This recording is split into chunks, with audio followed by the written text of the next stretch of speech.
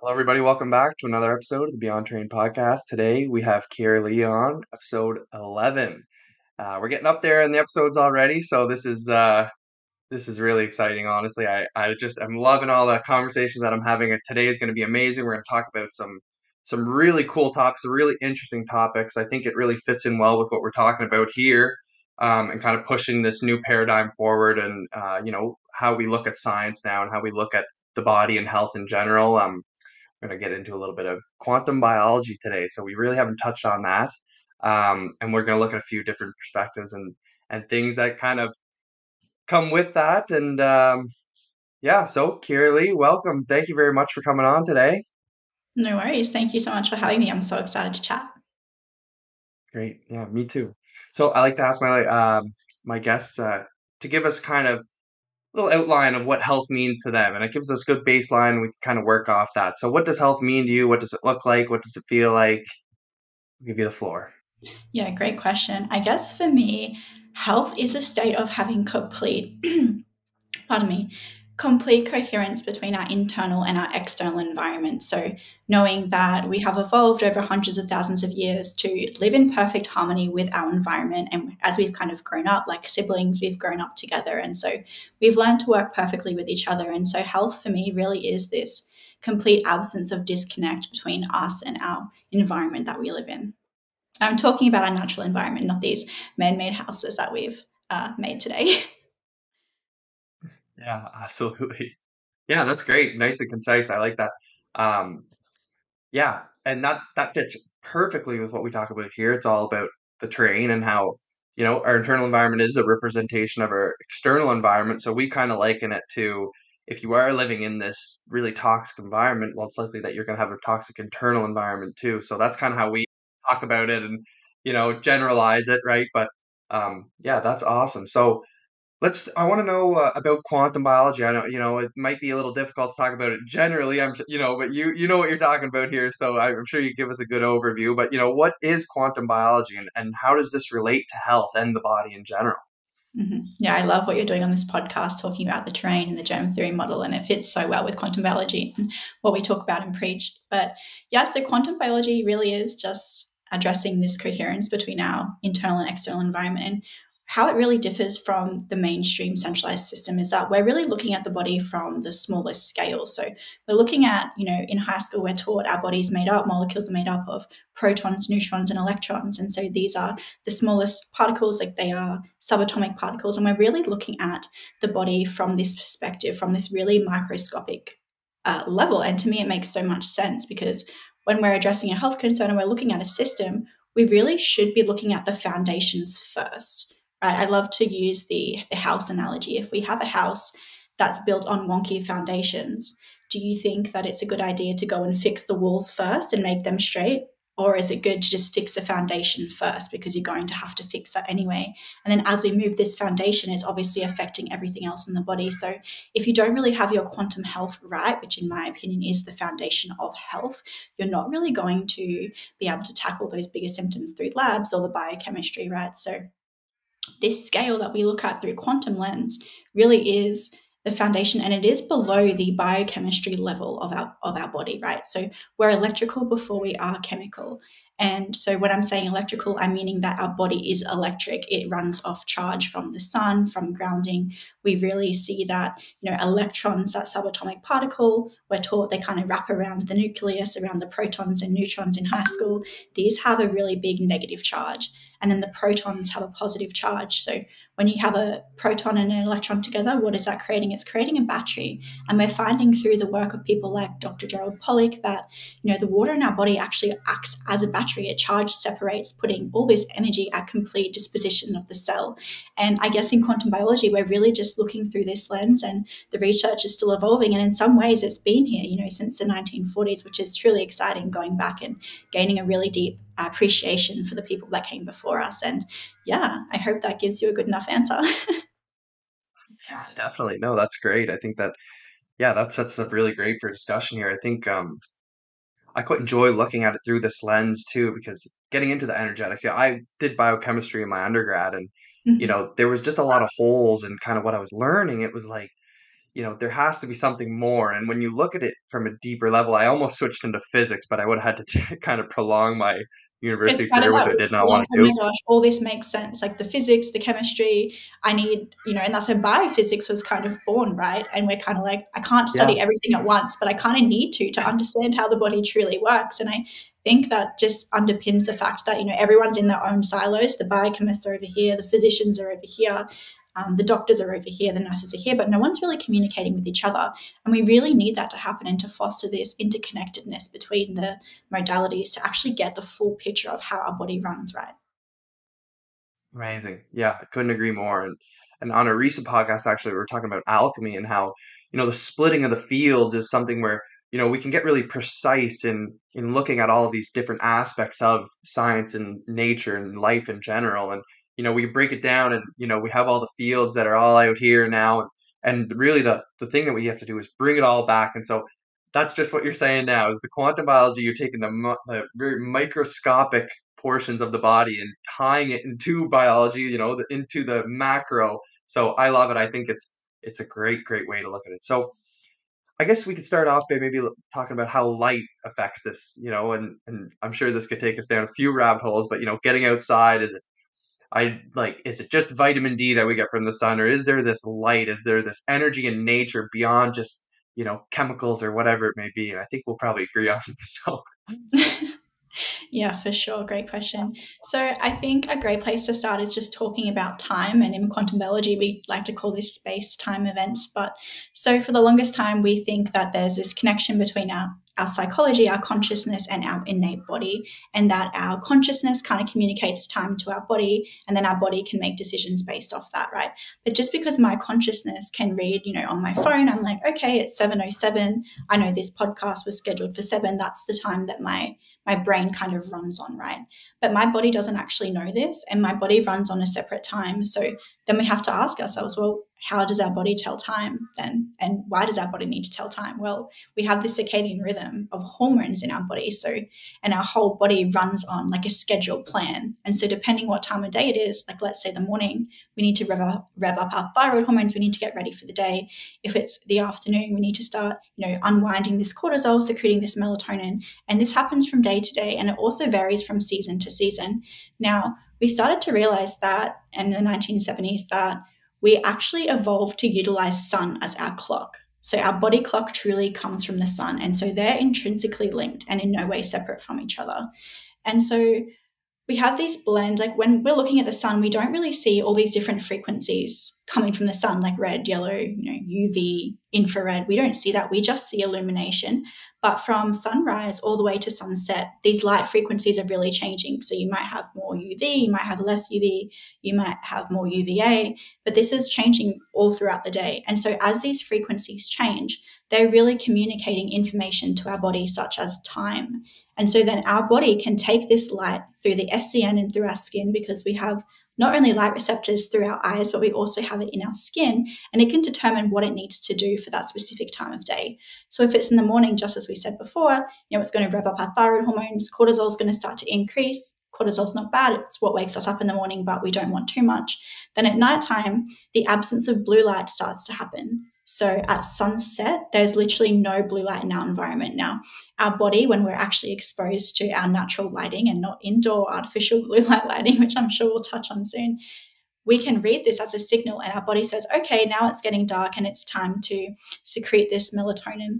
Melatonin is actually made in the AM in the presence of morning sunlight, but then it's kind of stored and it's put out at nighttime for our body to utilize. And it doesn't just make us sleepy, but it also runs important processes such as cell repair and removal, such as they're called apoptosis and autophagy, right?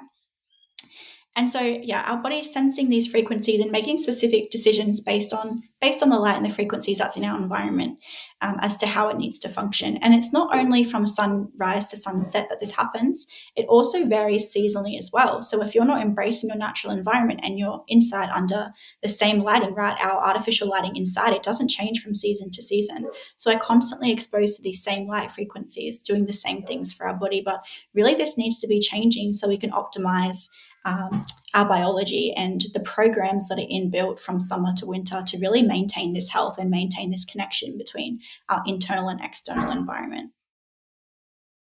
Hmm. Yeah, awesome.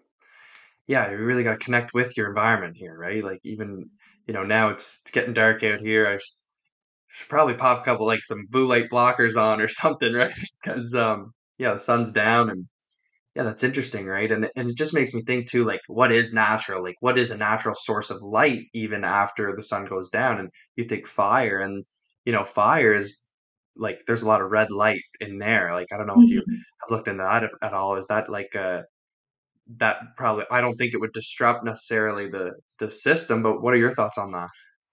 I think that fire is okay. I think it's a lot better than the energy that's being used inside our house in terms of lighting. Even incandescents, I think they're very unfavorable.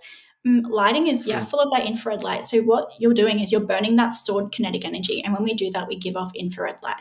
So, when people, people in the army and the defense forces, when they're using these glasses to see at night, they're actually being able to see that infrared energy. So, it's not just infrared that Hmm. comes from the sun, it's also coming from us and from different things throughout our environment all the time. We're always surrounded by infrared energy. Just the most potent source is the sun. So we really need to do that. And I think something important to note also is that the sun never operates outside of this recipe, right? It always has this blend of frequencies, and it never actually operates blue light without this red light. So they're kind of like brother and sister, and they're always together. And so I think when we've started to see this isolation of these frequencies through tanning beds, through artificial lighting, LEDs, um, that's where we start to see this real problem because we're not having this infrared light, we're not having this red light that's really, really healing for our biology. And yeah, that's causing a lot of the modern diseases, I believe, that we're seeing today. So what about red light therapy? Where does that fit in? Yeah, red light therapy is great. So, in the world that we are born into today, where from the time we're born under these bright LED lights that, the bright LED lights are also communicating to our body that it's daytime. And so, when it's day, we need to be awake. And so, therefore, it's going to increase our cortisol. So, you can start looking at this innate tie between cortisol and blue light. So, during the day, we get this blue light, hopefully from our sun or from artificial computers or whatnot, and our cortisol increases. Now, this is the hormone Mhm. of the day, then we have the hormone of the night. So, the absence of the blue light really is the melatonin. And so, coming back to the question you asked about the infrared, due to our indoor living in our modern environments and this surplus of blue light, through the use of red light, we're actually able to start to bring back in this red light, which does important things for our physiology, like it's anti-cancer. It charge separates this water to become exclusion zone water to build this body battery that we were talking about, right? It's helping this ATPase. It's keeping our body hydrated, giving us energy, fighting against fatigue. And we've just gone without it for so long, and we're just constantly exposed to this blue light from technology in isolation, right? It's not with the red, and that's just constantly increasing our cortisol. It's also stealing energy via collapsing this exclusion zone water. We know that again through the work of Dr. Gerald Pollack in his lab. And I did an interview with him recently actually where he talked about this. It was great. They put a Wi-Fi router next to the exclusion zone water, and it completely collapsed this exclusion zone water. And I think I should Wow. probably touch a little bit on what this exclusion zone water is, so your listeners aren't a little Yeah, bit no, we too we familiar. touched on structured water. We touched on that before, so I think Oh, the listeners perfect. should be familiar with it. Yeah, so yeah, we don't got to go too in depth with it. Easy water, that's what we kind of called it. But Yes, yeah, structured water, exclusion zone water. Yeah, call it. We'll understand. great. Easy water. It's easy to remember. Yes, good.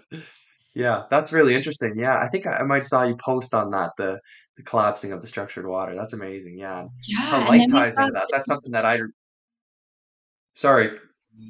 That's okay. We start to, wonder why we're sitting at desk jobs all day devoid of this red light. I always tell my clients if you Mm, have to be indoors working a desk job, you should have a red light there, just adding some more of that back into your environment.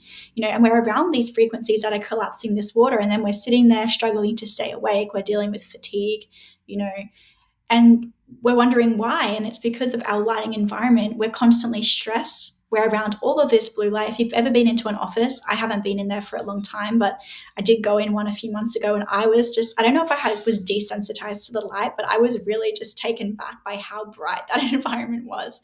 And I was like, wow. And I mm, think it's not until we really start to implement these measurable actions that we can actually isolate ourselves from them. Like when we take that stimulus away, like even in poor relationships, when you have time away from that partner or you have time away from that stressful situation, it's only when you go back that you really are able to truly see just how damaging these things are for you.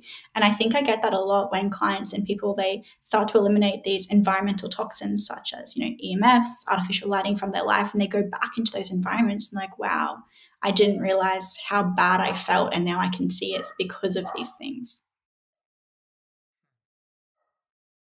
Yeah, it's really interesting because, it's not when you think of health, the first thing you think of is diet and all of these, taking supplements or whatever it is, right?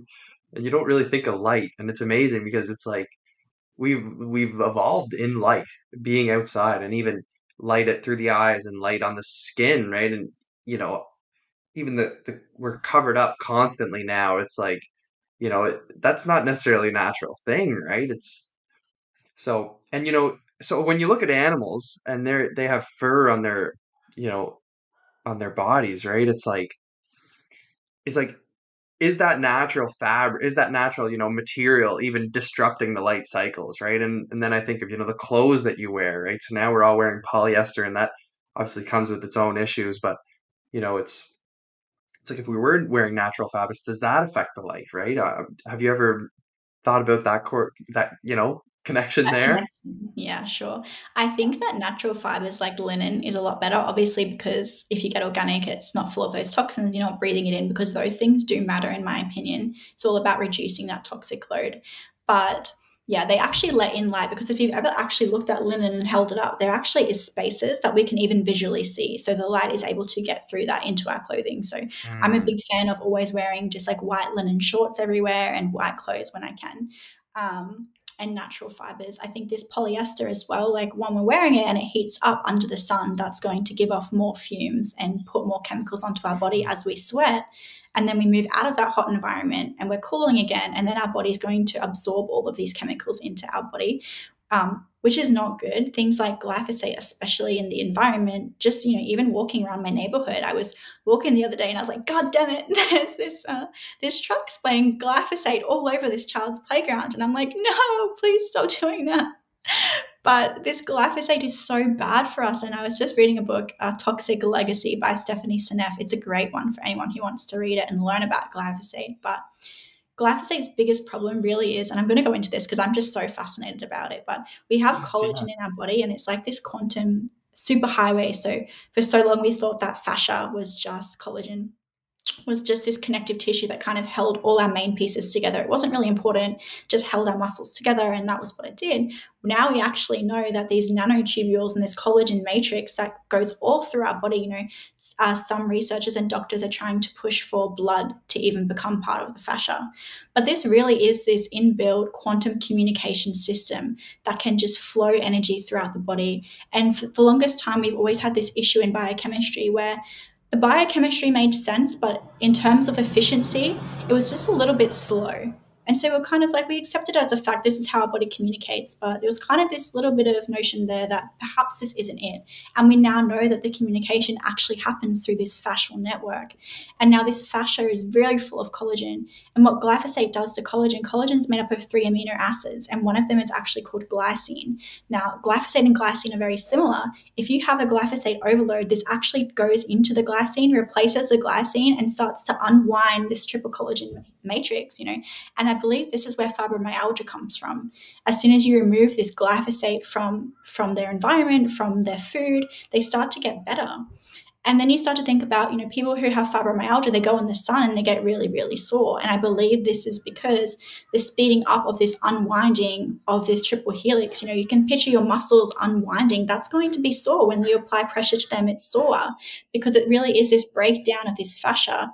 And if you think you're putting, a garden hose and the water's flowing through it perfectly fine and it's got a very nice, pressure to it, and then you kink the hose in one spot, that's going to stop the water from flowing through. And I think we can really think of our fascia as the same way, in the sense that if we're kinking it, if there's glyphosate, a chemical load in there, in various places, that's really going to stop this flow of this communication. And that's a big problem, in my opinion. Yeah, awesome. Yeah, we haven't really touched on fascia too much in this, but I Mhm. don't think we have mentioned it at all. So fascia is this, connective tissue in the body that is connects the whole body. Maybe you give a little rundown on what that is. And Yeah. Yeah. So in nursing school, I was taught that fascia, just briefly, I think it was 10 minutes in anatomy. It's just this connective tissue. It's full of collagen and it just holds our body together, right? You can kind of cut it Hmm. away and you can use the fascia line. So when we were doing anatomy and we were looking at human remains, we could cut the fascia and that would kind of outline where the heart was or where the spleen was. And it's literally wrapping everything in your body. So fascia is around like every cell, every part of the body. And yeah, the common notion is that it's just a connective tissue. It just holds everything in place. It helps with muscle movement. But fascia really is this beautiful interconnected like quantum superhighway that's full of these like nanotubules. So again, the work of Dr. Gerald Pollack, he got these nanotubules, and then when he applied this infrared light to this tubule, it created this exclusion zone water. So just as we have this exclusion zone water around our cells, he found that it also formed on the inside and the outside of this nanotubule. And then we think of fascia and we think of the structure of exclusion zone water, right? We have these electrons hoarding to the hydrophilic surface, so the inside of this nanotubule, and it's pushing all these protons, this protium, to the middle of this tube. So then you have this flow of protium going through these nanotubules, and that's what's happening in the fascia all through the body, right? So you can only imagine what a knot or a breakdown, scar tissue, a trauma impacting that fascia could do to the body. Now, the interesting thing is, and something that I absolutely love, is thinking about the meridians, right? I've always been super interested in acupuncture and Chinese medicine. We have these meridians Yeah. flowing through the body. And now you can actually, I'm getting so excited because I just love talking about this. We can actually see that these proton channels, that we call them, with the help of exclusion zone water, actually match up perfectly to the meridians. So Chinese Wow. medicine, they knew about this a lot longer than we did, and they've practiced, increasing that chi, increasing that energy. If you're putting two pieces of metal in an area over the top of a breakage, that's really going to increase the conductivity and move those protons through that area and help relieve that pain or stress, right? Just like myofascial release, you're really hydrating that area, you're removing it, and then you're able to maintain this quantum coherence in the body. Hmm. So what is the light fascia connection? Because I'm sure there's one. Is it structured water alone, or does it go deeper than that, or is there another route which it supports it? Yeah, yeah. Well, it's a big question, isn't it? So we have this exclusion zone water, and it's structured by all light, but all natural lighting, because like we always have infrared in our environment from the sun. So we really get this structure, this structure of this water from bulk water. Bulk water is non-structured. It's just like the water that's in my glass right now. Um, and then we have this, if we're thinking of our natural light cycles in the morning, this infrared light's really prominent in the morning. It's structuring this exclusion zone water. Then we have this UV light, which it increases the negative charge of this water. So we have this body battery that's expanded. Now we're charging it up with all this UV around midday, and then it kind of goes away at nighttime. So if we're looking at these nanotubules in our body, and when we're also most active through the secretion of cortisol into our system, we really have this beautiful connection between this increased body battery, so an increase in this exclusion zone water. Now, if you think of, and when we're most active, so if you think of this exclusion zone water in our nanotubules and how it pushes these protons, if you think that this infrared light is expanding, do you think that's going to increase the pressure on these protons and make it move faster around the body? Well, yes, it does. So there's a great connection there. It's directly tied between Hmm. fascia and our light environment. You can also think of light as not just energy, but information. So, uh, light carries with it photons, so photons of light. And these photons have specific, it's not just energy, it literally carries with it pockets of information. Like, there was a great gentleman, I can't remember his name right now, but he said the entire, the entire, how can I say this? What did he actually say? I'm going to butcher this so badly. The entire recipe for life is residing in Yeah. one photon. Now, when we understand the complexity of that, it's just you could, I guess, meditate on that for hours. But what our body is really doing is it's really taking in this light, it's taking in this energy so that we can function optimally. Now, if we're living inside and we're getting all these poor light signals and all these poor photons from our environment, out of season, out of alignment, that's really just giving our body the wrong information. And then we wonder why our body's struggling to function. And we're dealing with things like chronic fatigue. We're really not giving our body the tools that it needs to function optimally. You can think of, the light in our environment, the natural magnetism, like the Schumann's resonance, which I'm sure you've spoken about on this podcast. That's how our body adapted to live, and that's how our body kind of built itself around its environment, around the light. And so you can think of these as input signals to the body, right? So these light's an input signal, and then our output signal is, how our mitochondria runs, heat, water, all these things. Now, if we're not giving our body the right input signals at the right time and we're giving it artificial signals, how is our body meant to know what to do or how to run? So I think we really need to change our perspective of what can I put in my body to make it better, and just understanding that our body is capable of doing exactly what it's designed to do if it's given the right environment and the right input signals. It's absolutely absurd to me that people don't think that the sunlight does anything for health when, one, the data's out there and it has been since the 1940s, perhaps even before. You look at the Sphinx in ancient Egypt, and, there's no surprise that he's facing east with all four extremities on the floor. That's such a telling sign that Egypt really had this beautiful knowledge of these principles way before, modern day science and Western medicine came along. But people don't question the fact that, maybe it's all the things we've added to our body, all these, I know Dr. Jack Cruz always calls us silly talking monkeys. We're born out of our mother with no clothes on, completely naked, with no sunglasses on our head, no sunscreen, no clothes. And maybe perhaps, it's the adding of these things that really have made us ill. Yeah, disconnecting us from our environment, right?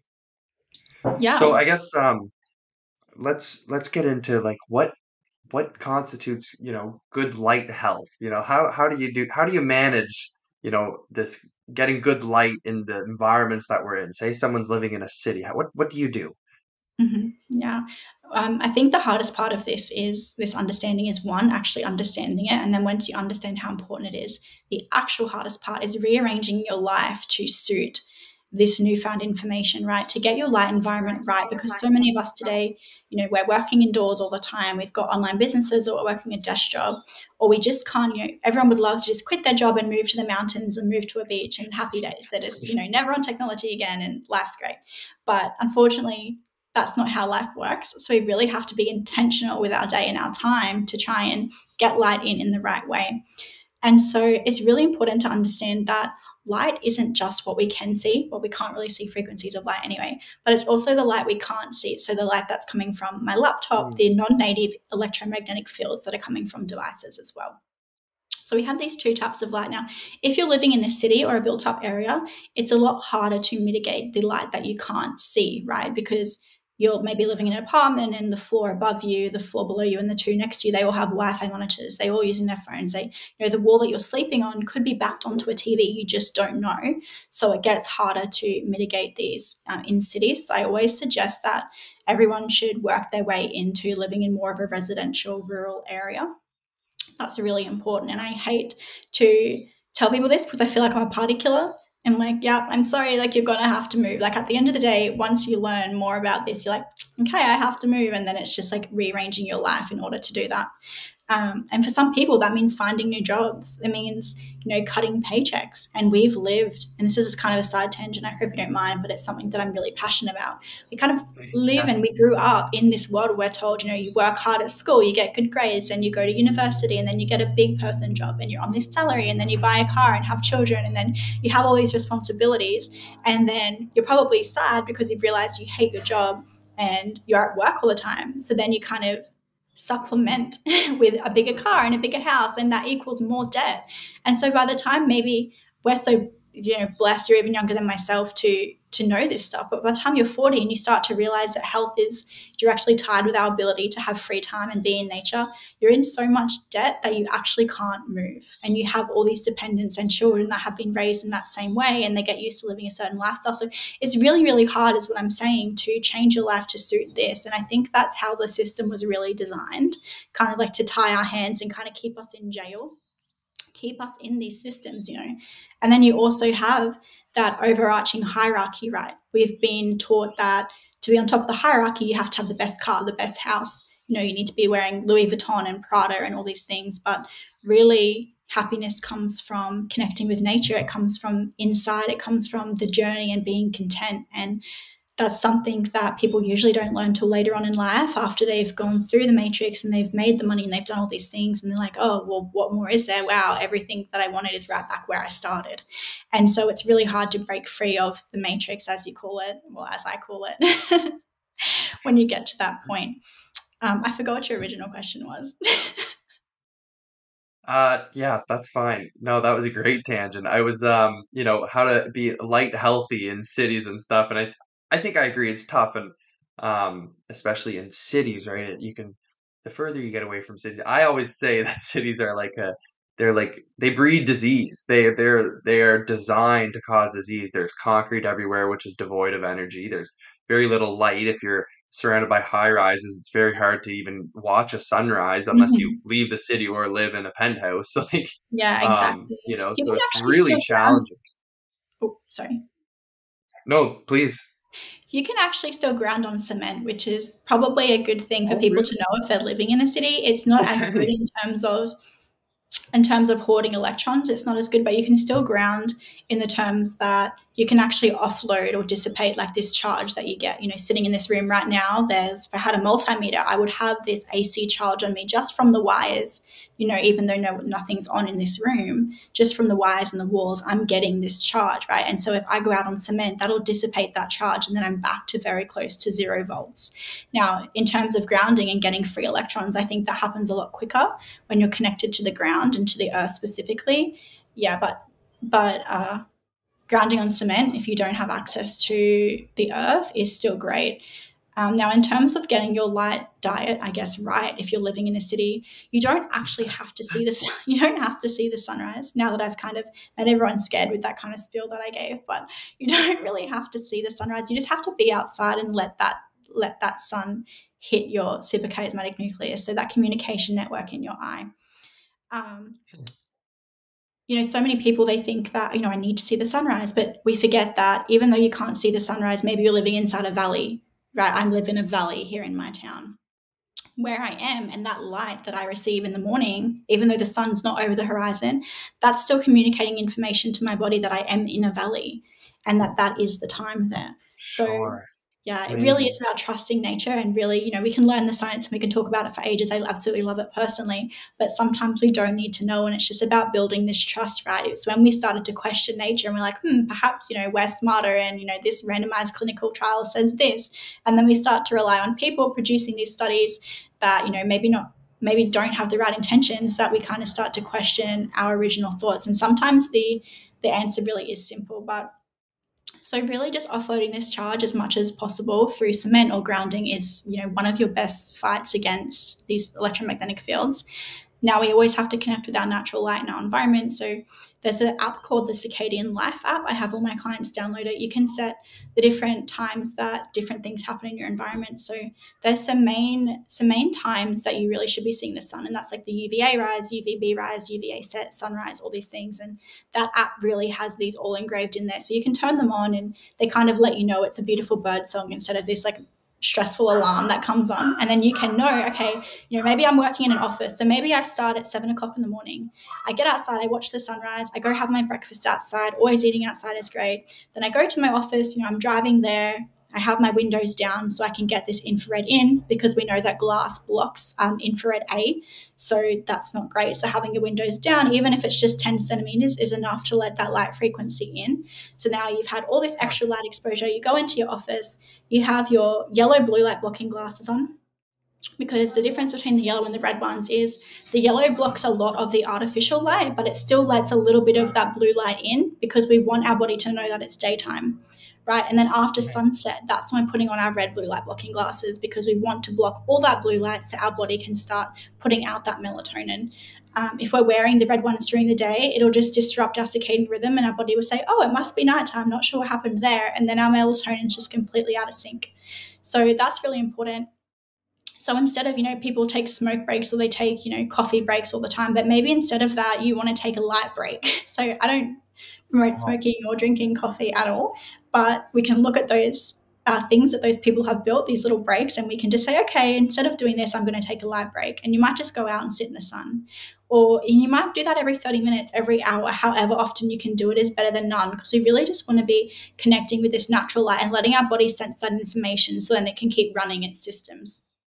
Specifically at those times that the circadian life app, notifies you of. Now, in the afternoon, it's best to be eating before darkness. So we want to be eating in the late afternoon. And we want to be doing that outside as well, because there's a really good connection between the sunlight, our gut health, and eating. And it's also just keeps us more present and reduces our stress. So we all talk about, chew your food 20 times. I don't believe that our ancestors, when they finally, killed some prey, they're like, oh, I've got to chew this 20 times before I can take another bite. Like, no. They had predators coming. They had other people fighting for the food. They were eating that food as quickly as possible, or they were storing it for later on. But it is good in the sense that we've noticed that stress is not good to have when we're eating, right?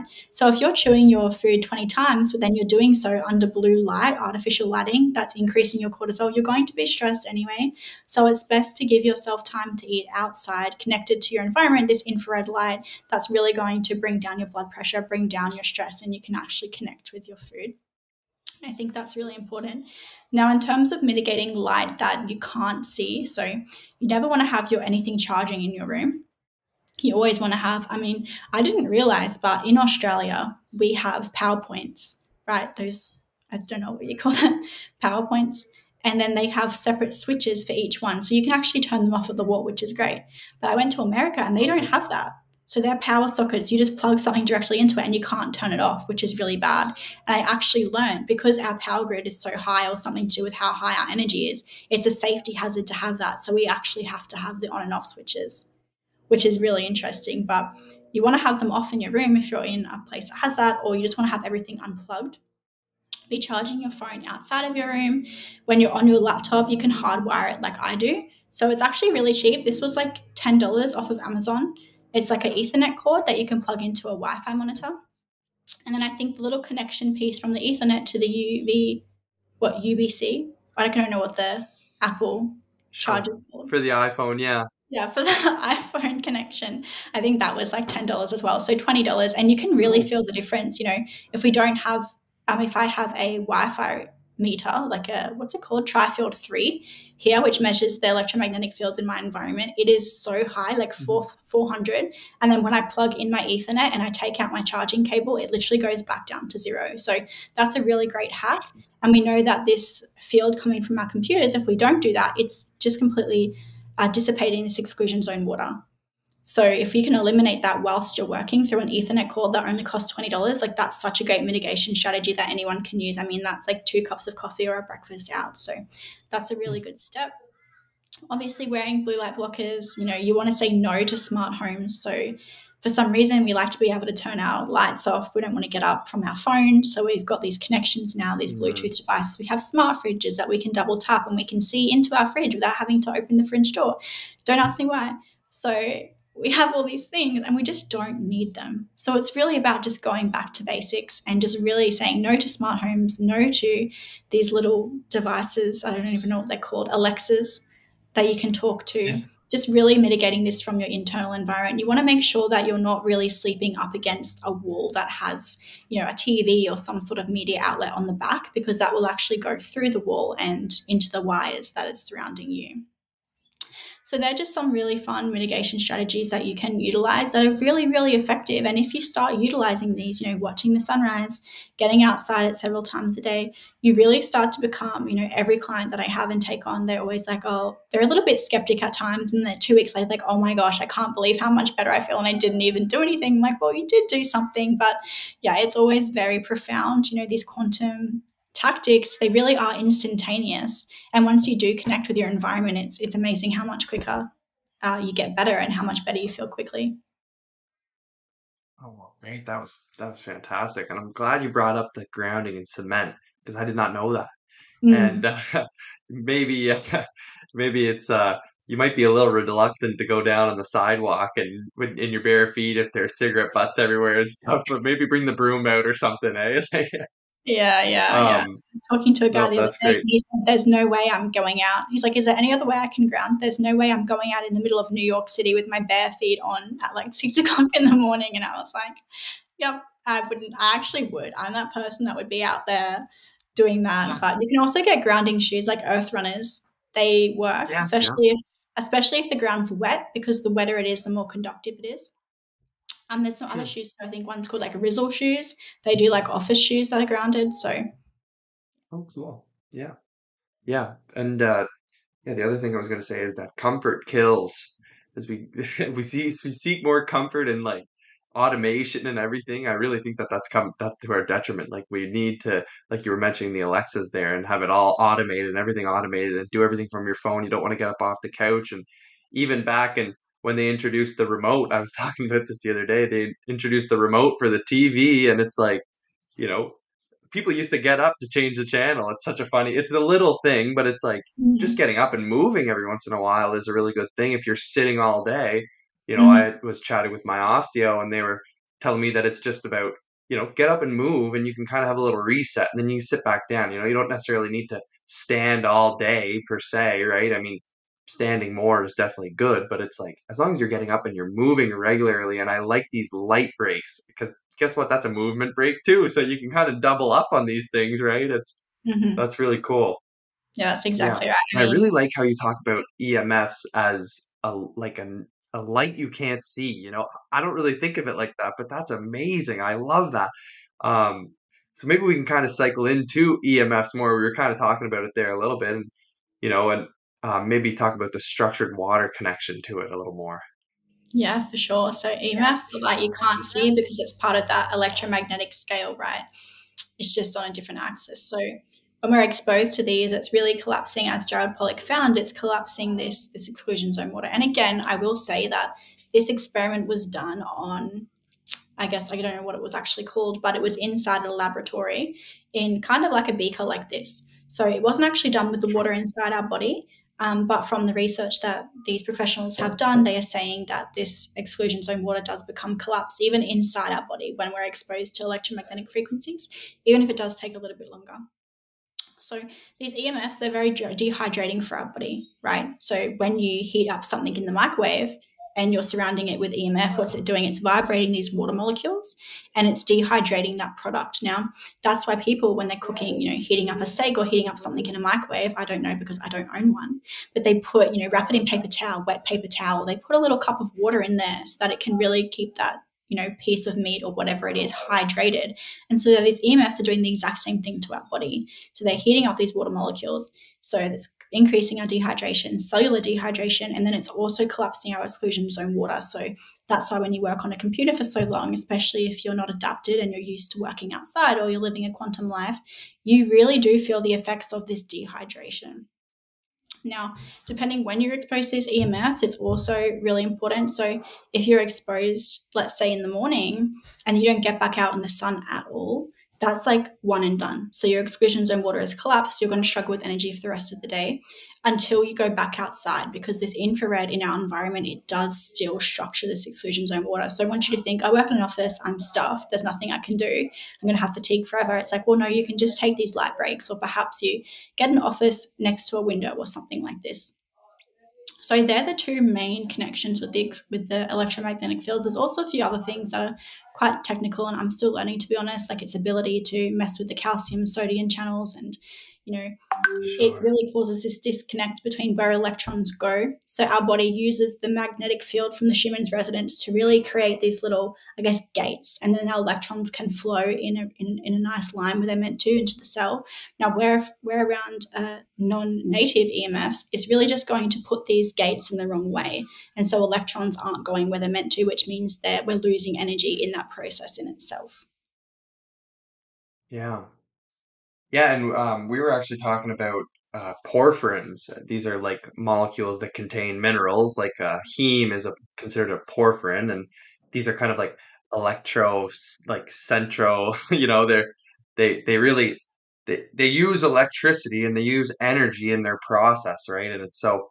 So there's the great energy connection there, and EMFs can actually disrupt these porphyrins, which in Mhm. turn disrupts the whole thing. So, um, I'm sure even on like a red blood level, right? The oxygen levels are down, and Mhm. it's just malfunction. It's like Yeah. it's just overall malfunction There's from all EMFs. those physiological processes that it disrupts as well, which I guess is kind of the most obvious thing. And, it also disrupts our red blood cells, you mentioned, ability to offload DHA and oxygen to our mitochondria. So that's a real problem. Mm, We talk about heart attacks happening because of cholesterol, but more often than not, people are starting to be able to not to find, I guess, these thrombuses or these blockages in these areas that supposedly had a. I'll start that again. They're not able to find these blockages in these areas that suffered with the cardiac event. Whereas now I'm starting to think that, and the data really suggests that this is actually more of a mitochondrial issue. So if our mitochondria are not getting oxygen or they're turning over really rapidly, perhaps maybe that's why we're having these sudden cardiac events. Makes a lot of sense to me mm, now because our mitochondria cannot mhm, function. Our body can't function without oxygen going all around the place. And I think, you're talking about these porphyrins. I think a really interesting connection that I made recently, in nursing, we were giving people as a blood thinner heparin. So that's just like a blood thinning drug, works really, really well. Now, I was thinking about this the other day, just popped into my head, and I researched heparin, and it actually has the highest negative charge of any known biomolecule. And I'm like, okay, so it has a really high negative charge. So I know that grounding is great for people who are having chest pain or angina. It really just stops it and really helps increase this zeta potential of our red blood cells. So, our red blood cells, what pushes them apart is this zeta potential. So, we have a high zeta potential, which is just negative charge. So, it's the net negative charge of our red blood cells. They push each other away because negative and negative retracts each other. And then all our blood's really flowing smoothly and as it should. We don't have this coagulation in the blood. So, when you're grounding, you're really just increasing this negative charge. Now, I'm thinking of heparin and how it has the highest known negative charge of any biomolecule and how it's injected intravenously. I'm like, okay, so is heparin actually working because it's increasing the negative charge and doing the exact same thing as grounding does, but just in a really high hit dosage? I think so. And I think that was a really interesting rabbit hole to go down. It just makes so much sense. hmm. Yeah, that's super interesting. And I would completely agree on the um, electrical aspect of heart conditions. I, The Invisible Rainbow is a fantastic book, Yeah. and it talks about two things. It talks about mostly talks about two things: influenza and heart-related conditions, both changing in nature after the introduction of electricity and electrical systems in our societies in 1889, and how now influenza is a yearly thing. And I have all my theories as well, um, and I think relating it to light and relating to circadian rhythm, especially with the changing of the season, I'm kind of just spitballing here a little bit, but it's like we're not. I think the reason we see this, yearly influenza, I'm kind of changing the topic a little bit here, but the reason we're seeing this yearly influenza is because we're not adapting with the changing of the seasons, right? You're like you were saying earlier, like it starts to get darker earlier, and maybe we should be eating earlier, and maybe we should be doing, well, we should not be looking at blue light after dark and all this stuff. And obviously we don't necessarily change. We go off the 24-hour clock, right? We're not going out off the light clock, which is what our bodies go off of. So we still stay up to the same amount of time. We still work till 5 o'clock. We still do all of the same things. And so this is a question I get asked a lot because it's, if germs don't cause the yearly flu, what does? I think this is a really viable answer, honestly, not tending to your light cycles and not tending to your circadian rhythm and Mm-hmm. electromagnetic frequencies for that matter, non-native ones, I should add. But Yeah. I yeah, I think completely that's a agree with fantastic you. connection with the heart. And I couldn't agree more. I like that you brought up that grounding is really good for people with angina or chest pain. That's amazing. Mm-hmm. Yeah, I have my background is in nursing, so I have that very clinical Yeah. mindset okay, how can I use this information to implement small practical takeaways for people? Because, I've had that 5 years of centralized education where it's like, I need to see the data, I need to understand how things work. Because when you've had that experience working with people and you see how sick people can get, and like people love to bash on Western medicine, but I've seen it save so many people's lives again and again. So I'm very thankful for that. Parents can go home to their children and children can go home to their families. But in terms of the chronic illnesses we're seeing today, that's not a Western medicine job. They don't know how to fix it. That's where we come in. And as alternative healthcare practitioners, we're like, okay, so we can start to address the environment and unpack some of the things that Western medicine perhaps got wrong. And no, there's bodies out there that are trying to stop that, but I don't think that you can really stop it anymore. But yeah, I love what you're saying. I mean, it's like, why can two people go in the same environment with the same bacteria and one of them doesn't get sick?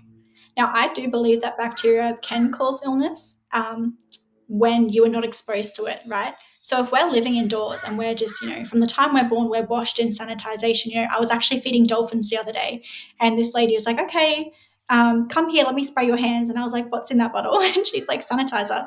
And I was like, oh. I was like, do I have to? And she's like, yes, it's to protect the dolphins. And I was like, the dolphins, my hands are going into salt water, and now you're just adding chemicals into the water that the dolphins are going to drink. Anyway, it's a really funny story. I kind of wiped my hands off, and she was like, come back here, and sprayed even more on them, and this whole thing. But anyway, so we're sanitized from birth until now, and we're constantly clean, and we have this disconnection between our natural environment. Now, the Hadza tribe in the West African Rift, they never get sick because they're always connected to the microbes in their environment. So they all drink from that same pond. We can think of that as like a breeding ground where everything cross connects with each other. So the zebras and all the animals and the bacteria, they're all in this pond and they're drinking it. So they're constantly exposed to it. And from birth, they've been able to build up this tolerance. Now, I think of, we know that all life on Earth gives off extremely low light that we can't see. So even the bacteria in our stomach and the enzymes, they all give off light, and that's actually how they can communicate to each other and they know where to go. So if they're giving off light, or, if they're holding a frequency that we're not used to, and then we're ingesting that, of course it's going to take a time for our body to to adapt to that. Now, if we are living in line with our environment, they say it's so good. There's been studies done that show children that play outdoors and they eat dirt when they're younger, they have like triple the immune system of children who are kept indoors. That's no surprise, because you're really just allowing yourself to connect and build a tolerance with that. You're working with your environment instead of against it and saying, this is bad, I need to keep it away. It's like, this is bad if I'm not exposed to it all the time. I think that's really important to note. Now, something that you said at the start of this conversation was so interesting. So there's this new phase that's going around. I don't know if it's hit where you are. Here in Australia, it's very big. So they're actually using UV light therapy. So they take blood and they cipher it through this panel, right? Because they use UV light to sanitize surfaces, sometimes in hospitals or in boutique salons. That's how they're sanitizing things, not with spray, because it kills bacteria.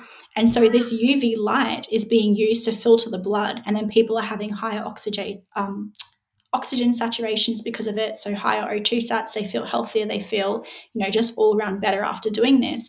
But we forget that our body actually does this for us. So with the use of deuterium, and it's a very complex topic, I won't really get into it, but basically with the use of deuterium, nitric oxide, when we are out in nature getting UV light, our body actually combusts in our blood and creates this UV light, right? So our body does that naturally.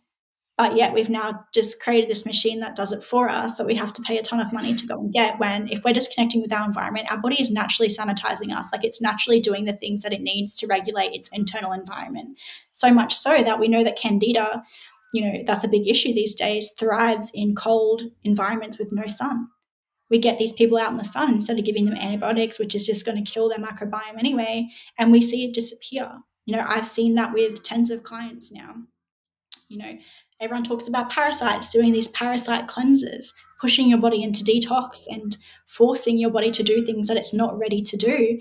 We need to stop doing that and think that maybe if we, redox before you detox, build your redox up, build that energy storage, and then give your body the nutrients that it needs. So many of us are living off fast food and things that are very not nutrient dense. We feed ourselves these animal products, this glycine, all these things that our body needs to naturally detox. And our body will detox when it's ready because it has the tools to do so. If you're really, really sick, Do you think that your body's like, now's a great time to just detox all of these toxins? Like, no, our body's like, no, we can't do that now because we're just trying to survive. So if we take ourselves from surviving to thriving, our body will do these things exactly when it needs to. Now, in terms of parasites, if we're exposed to UV light, specifically on our stomach area, that actually controls parasites and what is able to breed in your body. Now, parasites aren't bad. We do need some of them at certain times to do certain things. But if you're not connected to your natural light environment, you're not getting that signaling, bad things can start to grow and disrupt your body. And I guess that's my Yeah, that's opinion really on good. that topic. Sorry, I was talking to someone the other day that was saying that parasite cleansers were really good. And I was like, no, I need to talk about this more with people.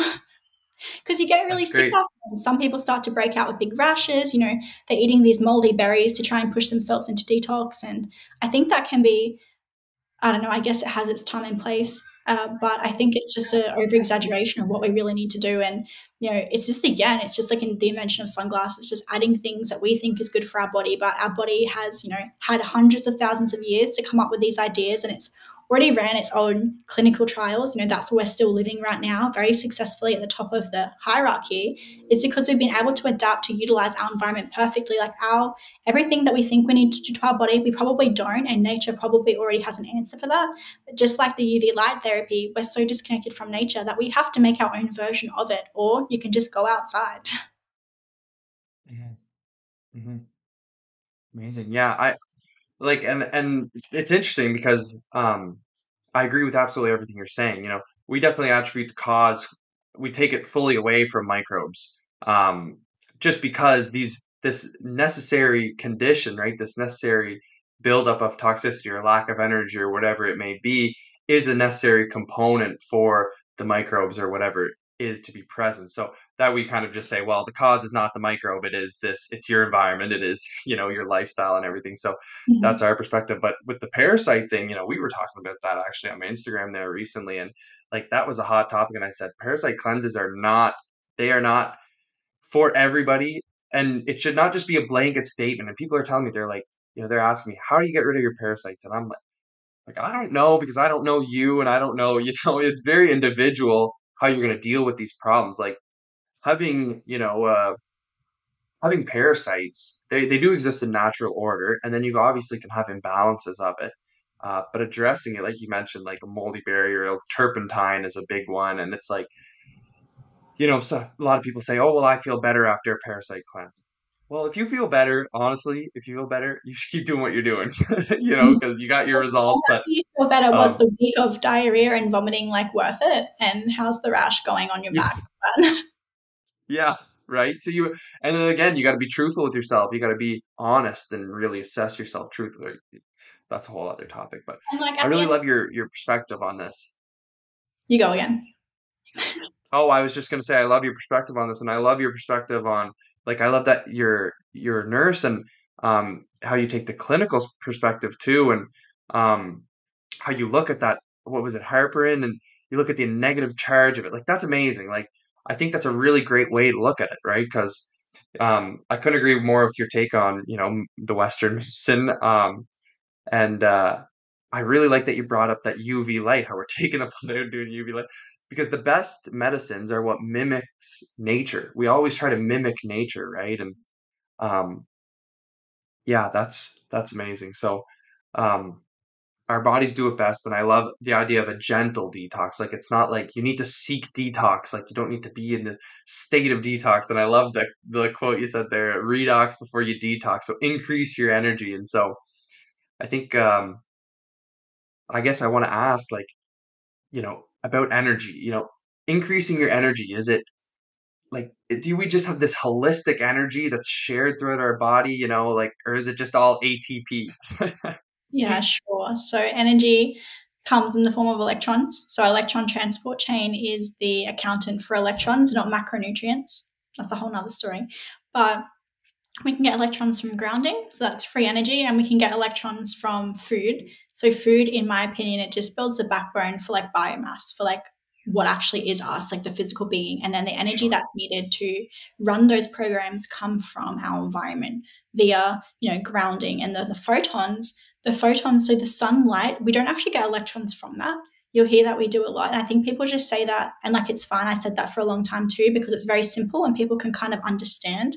When you start to build on these layers, you just lose people. So something that kind of goes in gently, but this really just provides and excites the electrons in our body. So you can think of electrons as being like closed, I guess, treasure chests, and you can't get into them unless you have this energy, this photonic energy, and that kind of is the key that unlocks that and excites that electron. Now, when an electron becomes excited, it moves to a higher state and it gives off these biophotons. So that really is the energy for the body, which gives off light. So that's kind of this system, and then it kind of goes back to ground state. Now, that's what's happening with the electrons in terms of, energy giving off in our body. Now, ATP has its place. It folds and unfolds proteins in our body. So we thought that ATP was the energy of our entire body. It's actually not. It just folds and unfolds proteins. That's its job. The energy that we need, it comes from our environment, which is great. Like that's not hippy dippy either. That's actual fact. That's actual science. It's just, it's centralized system is very biased in terms of what actually makes it into the textbooks. I was speaking on my podcast with Dr. Jack Cruz recently, and we're talking about how long it actually takes for new science to make it into a textbook, if it ever does. So let's say we produce a randomized clinical control trial that says, sunlight's good for us. Then they say, okay, well, that's great. You might improve that one and it'll get published. Woohoo, finally, you've done something that's virtually impossible. Now you have to recreate that like 100 times. Now, not only is it hard to recreate it, you actually have to have money to recreate those articles because it's, for Gerald Pollack's lab to run, it's $1 million a year just for one small little research to be carried out. That's how much it is. Now that relies on donation. It doesn't rely on money that comes from pharmaceutical industries because, there's no money in something that's free. There's no money in just telling people to go outside. So it has to be funded. Where are they getting this money from? They're, hopefully having donations, which they're finding it harder and harder to get because pharmaceutical companies, they will invest in, I guess, research studies that aim to make a new pharmaceutical or to upgrade an old one or to validate the research that shows that their pharmaceutical works. Okay, so that's kind of how information gets transferred into textbooks. And then if you replicate that enough times, someone might say, okay, we need to update the literature. And then, 15 years later after that textbook's written, it might come out. So, a lot of the things we're talking about, they've happened in the last 3 years. So whether they'll actually make it into the textbooks, I'm not really sure if it will, but it's going to take at least 15 to 20 more years for that to happen and a whole lot of funding. So that's a really big problem there. So the fact that we really do get, I guess, electricity, these electrons, photons, biophotons from, ourselves and our environment really is new research. And that's really how our body runs and functions now. These electrons, we spoke about redox. These electrons are actually stored in the water network of our body. So redox before you detox. So you need to have electrons and you need to have somewhere to store them. So really increasing this water network in your body, it's going to give, somewhere a place to rest. It's going to give these electrons a resting place and a way to move around this body. So that's really the energy system of the body and how it actually works from like a quantum lens. And people can do with that what they will, but that's what I've studied and researched. Cool. Yeah. And academia in itself is a difficult field for sure. And there's a lot of vested interests in there, but that's why I love Gerald Pollack's books.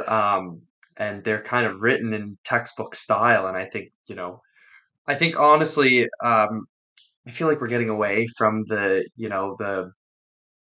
mainstream centralized institutions of teaching and universities and things like that. So I really see a shift happening there, right? People are really starting to question things and go into the source and really get into the fundamental exactly. truth of things.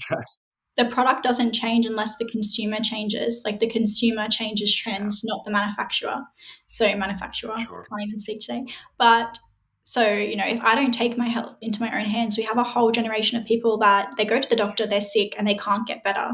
The doctor either says, oh, that condition isn't real, like fibromyalgia, or they just put them on a medication that makes things worse, right? So that's generally what happens. And then the medication doesn't work, you get worse, you go to the doctor for a different thing, you get a new diagnosis, you see a new specialist. And that's kind of just the the circle of the centralized healthcare system. Now, some people are saying, I'm young, I'm 20, people when they're 60, they're 70, they just kind of accept these illnesses and like, oh, this must be normal. I'm getting old. Like I always hear that I'm old. This just happens, Yeah. but it really doesn't. And so younger and younger people are getting sick. Like me, like when I was living in Brisbane, I was really, really sick because I was living in a city. I had never drank fluoride before. I had never lived on a 19th story apartment floor. I never slept with a Wi-Fi monitor next to my head. This was all new. So for me, who grew up in a country town, moving to this and feeling the effects of it, I was like, okay, something's really wrong. And then I was like, there's no way that I'm going to accept this diagnosis. There's no way that I'm just going to accept I'm going to be like this forever and then things are going to get worse for me. Like that's just not normal and I refuse to accept that. So there's many other young people in my position now that are saying, enough is enough. And then they're seeking alternative therapies. And for some, that means like, leaving their degree halfway through. It means, not becoming a vaccination. It means that they are moving away from this centralized system that they used to, solely believe in search of truth, because at the end of the day, we all care about ourselves. We all want ourselves to have the best path in life. And so if you have to leave, your prior beliefs to search for truth, like that's what happens. And so I'm seeing a lot of young people now adopting these things, and being young comes with another positive as well. You're ambitious, you want to know, you're excited, you have all this energy, and really being in the frontier of the quantum biology realm is fascinating because it is full of a lot of young people now really understanding like, hey, like it's my environment that's making me sick. So I think it's not until we really get sick that we search for a different narrative. But, unfortunately, fortunately, everyone's sick now. So everyone's kind of looking for alternative therapies, which I think is really exciting. But there is a big switch happening. There is a big shift. But there also isn't. I mean, like it's easy to get trapped in a silo. We spoke about, all these doctors being in different silos. Well, we're also in a silo and we're also kind of in an echo chamber. Like, sometimes on Twitter or on Instagram, I'm like, wow, everyone thinks the same as me. And then I go down the street and I'm like, oh, wow, everyone's wearing sunglasses. So it's kind of like, or you have a conversation with someone and you're like, oh, yeah, I don't know, something holistic will come up and they're like, oh, no, my doctor said this. And you're like, oh, I can't even believe, like I forgot that people like that existed, like that had that mindset. And that's because we're truly trapped in like an echo chamber on social media. I think that's a really important point to bring up as well. Like I love healing people online. It brings me so much joy. But now I have a few clients that are in my town, and healing people from your actual area where you reside is just something completely different. Like being able to go to their house, seeing their family, meeting their children, seeing the impact you're having in their life. Like that is something completely different. And while we're all adopting this holistic, approach to health, I really think it's important that our generation especially, we start to realize that, social media is fun, but it's impacting the way we interact with people. It's so easy to scroll past a negative comment and avoid confrontation, or, just send a really nice message, but you wouldn't speak like that in real life. Like when would we ever just be like, comment that or say that in real life? We wouldn't. So we're really losing what it means to be human. And I think it's really important that we really, step back from social media. I know we're using it. I use social media. I was able to leave my full-time job and coach full-time online. So now I can, lay in my yard in the sun and be on my laptop and help people. Like that is such a great tool. And I think that everyone should be adopting that more, but also putting in effort to really connect with our community. Can we run a workshop? Can we invite local doctors to come and see it? Can we tell our families about this? Can we be a little bit softer with them, kinder with them? Who's that family member that we know that's sick? Can we bring light into their life? Can we help them? And when we really start to change our community, that's what we need to be doing. That's when we see real change. That's when we see this really connected community. We're back being human. We're back in our tribe. We're back in this ancestral lineage. Like we're going backwards in medicine. We need to be going backwards in how we interact with each other as well, because where there's community, there's love and light. And I don't think that this social media is going to lead to a good place in terms of human interaction, because already I'm seeing a generation of people who they don't know how to handle conflict. They can't self-reflect. Like, I'm sorry to say this, but it's really breeding a generation of narcissistic people as well. Like even myself when I was younger, uploading TikToks, doing this, you see all these young women just focusing on what we look like on the outside and not really understanding that what's on the inside is what matters most. We can't talk to people in a normal way. We can't have intellectual conversations in real life. We need to really just go back to what's really important as a human and really just stop focusing on what we look like on social media, because, I don't think the path to that, there's going to become a certain point where we don't have any generations like us left. And that's just the new standard.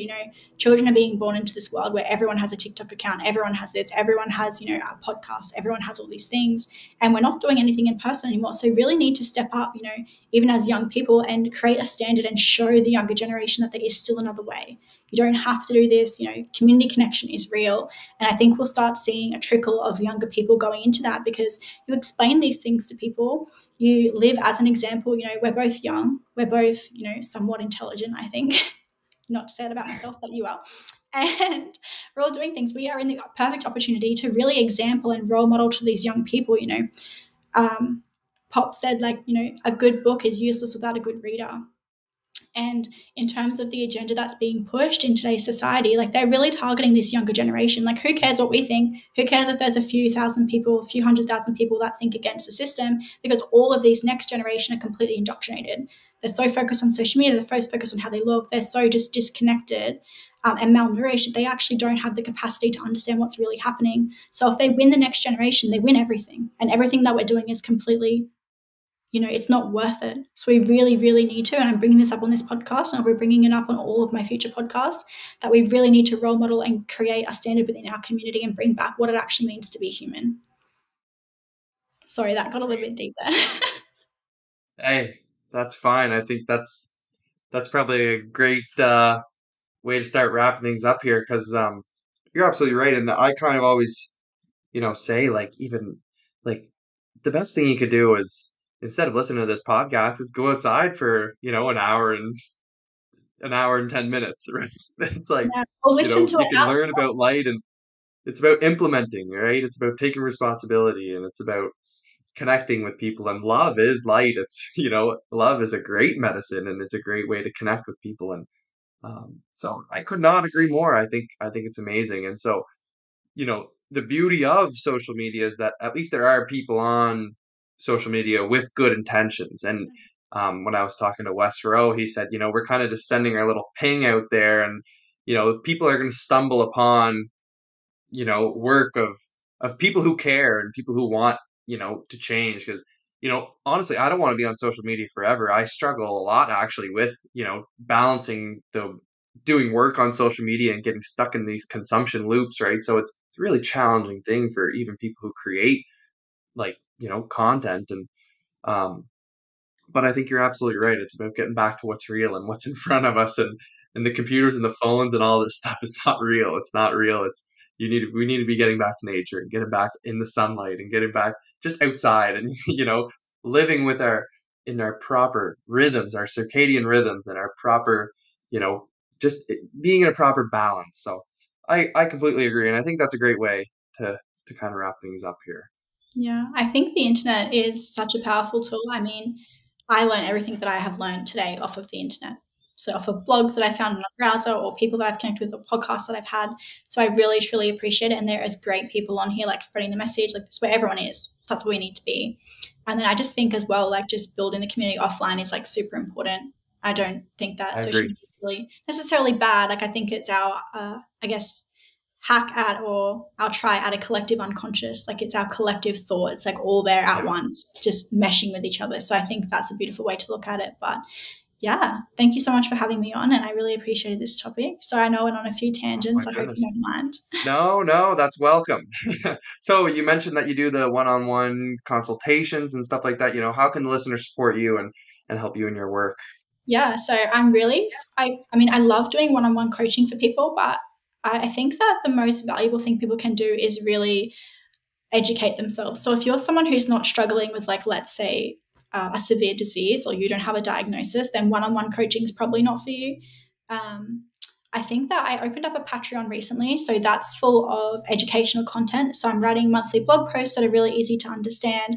I also run monthly webinars that go for 2 hours. So easy water, how we make UVC light in our body, all those topics are covered. And then we have a Q&A as well. So it's full of lots of things. Also I talk about Bitcoin in there, a few other things, but Patreon's super affordable, and it really just underpins, what I always say, which is education is key. We need to stop outsourcing all our thoughts and feelings from other people and really understand these things for ourselves, so that when someone comes along and says, oh, yeah, your kid's not sleeping, give them melatonin, you can say, okay, I know what melatonin does in our body, and I don't think that's a good idea.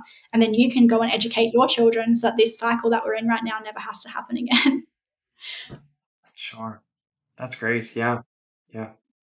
Awesome. So go check out Kiera's work. It's really amazing. I love her Instagram and I love everything that you're doing and everything that you're posting. And I think it fits really good into what we're doing here. And so I'm so glad you came on today. It was a great conversation. It was really the first time we really talked about things on the quantum from the quantum level, right? And the light perspective. So I'm so grateful and yeah, I'm sure our paths will cross again. I think this is just amazing. I think you're doing amazing work. So thank you, and I want to thank the listener as well for tuning in and sticking it out. If you made it to the end, that's amazing. And of course, you guys should all know that this is not medical advice. This is for your general informational purposes only. But also remember that we're responsible, sovereign beings capable of thinking, criticizing, and understanding absolutely anything. Education is key. And we, the people with the greater forces, are together self healers, self governable, self teachers, and so much more. Please reach out if you have any questions, comments, criticisms, concerns, whatever it may be. Reach me at beyond.terrain on Instagram. I truly appreciate everyone that took the time to listen today. I really, really, really appreciate you guys. And if you enjoyed the podcast or found it informative in any way, just like, share, comment, review, whatever you got to do, subscribe, whatever you're listening to it, help us grow and help the podcast stay alive here. So you guys shall remember that there are two types of people in this world: those who think they can and those who think they can't, and they are both correct. Thanks for listening. Take care.